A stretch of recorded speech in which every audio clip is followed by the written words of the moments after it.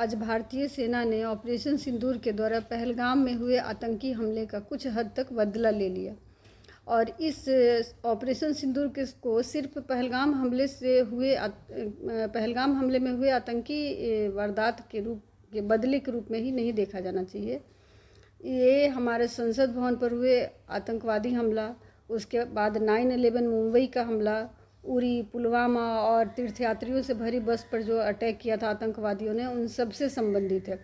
क्योंकि इस आतंकी गतिविधियों में जो आतंकवादी शामिल थे वो कहीं ना कहीं ये जो 9 अटैक हुआ है, जो हमारे सेना ने अटैक किया है, ऑपरेशन सिंदूर जो चलाया उसमें जो जगह है, जो टारगेटेड जगह हैं, वो ये सारे आतंकवादी वहीं से प्रशिक्षण लेकर आए थे, उन्हीं शिविरों से प्रशिक्षण लेकर आए थे।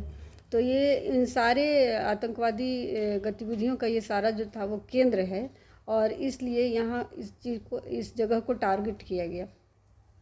और इस विपरीत परिस्थिति में भी हमारे सेना और सरकार को मानना पड़ेगा कि उन्होंने अपना संयम नहीं खोया और ना हमने सिविलियंस को टारगेट किया, ना हमने मिलिट्री बेस को टारगेट किया, ना मिलिट्री को टारगेट किया, और हमने सिर्फ आतंकवादी संगठनों के शिविरों को नष्ट किया और आतंकवादियों को मारने की कोशिश की। आतंकवादियों को मारा और उनका जो प्रशिक्षण शिविर था, उनका एक तरह से जो सेंटर था, उस सेंटर को नेस्तनाबूद किया।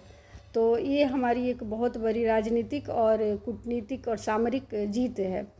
और साथ ही हमें ये भी नहीं भूलना चाहिए कि हर क्रिया की प्रतिक्रिया होती है। भले वो पाकिस्तान को हम हल्के में ही ले रहे हैं क्योंकि उनके पास उनकी उतनी क्षमता नहीं है कि वो हमसे लड़ाई लड़ सके, लेकिन फिर भी वो जैसा कि पहले भी करते आए हैं, हमेशा ही वो अपने एक कुछ मामूली सही करके हमें कुछ ना कुछ तो चोट पहुंचा ही देते हैं।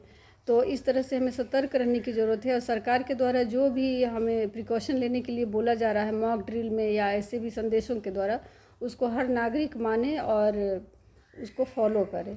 तो इस तरह से हम सुरक्षित रह सकते हैं और पैनिक क्रिएट नहीं करने की कोशिश करें। Thank you.